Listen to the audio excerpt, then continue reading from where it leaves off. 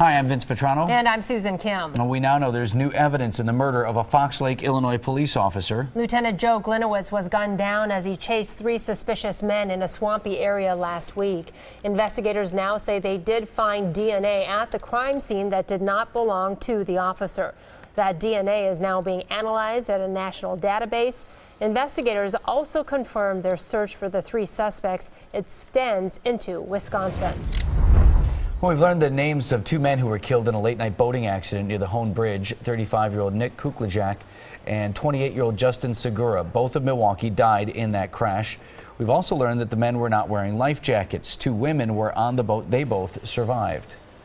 Pope Francis will visit the White House in 2 weeks, and a Marquette graduate will be there to meet him. Aaron Ledesma writes a blog called The Gay Catholic. He shared his story with the White House about living as a gay Catholic man, and it got him an invitation to see the Pope. Ledesma says he's no expert on Catholic teaching, but thinks Pope Francis symbolizes the future. He's not changing any major rules or laws. He is simply clarifying what it truly means to be a Catholic and truly be accepting of your neighbor.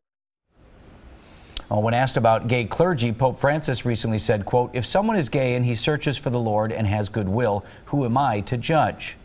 The Pope's predecessor once said homosexuality was, quote, "an intrinsic moral evil." 10,000 free tickets to see Pope Francis during his Philadelphia visit were gone in 4 minutes. And now they're being sold on eBay and Craigslist for as much as $1,000.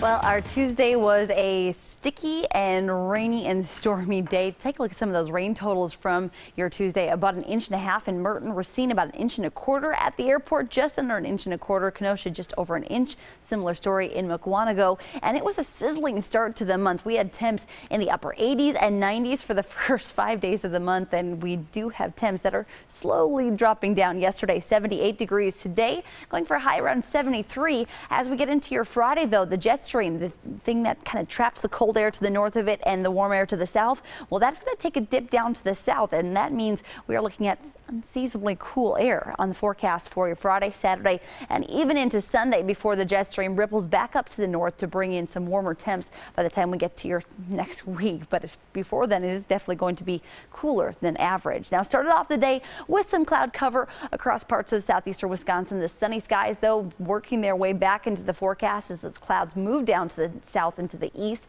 That's all behind that cold front that brought us the rain showers yesterday. There's a cold front again pushing off to the east, high pressure sliding on in, and that's going to keep us very comfortable as we go into the afternoon hours. Yesterday did have dew points kind of uncomfortable. It was sticky. We had dew points in the 60s. Today, more comfortable dew points in the mid 50s, which is going to feel much more like September. Look to the north and to the west, though, and that's where the dew points are in the 40s and even 30s out in Rapid City. That's very dry air. That's going to start to continue to push on in. High pressure means dry, comfortable conditions, very light winds, and lots of sunshine for today. As we get into your Thursday, though, a very weak cold front starts to approach. That's going to increase the cloud cover on Thursday and bring a chance for a couple spotty hit and miss rain showers throughout the day on Thursday.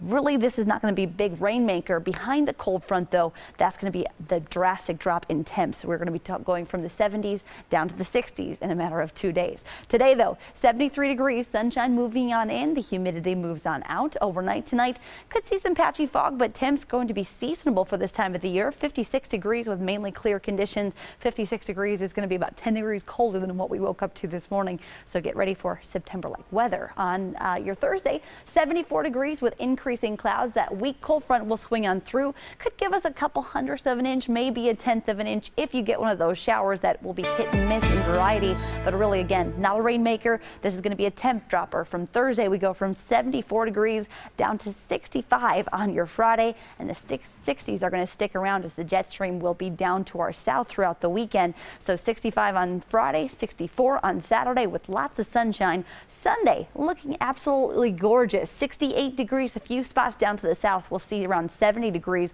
Great weather for the Packers and Bears down at Soldier Field.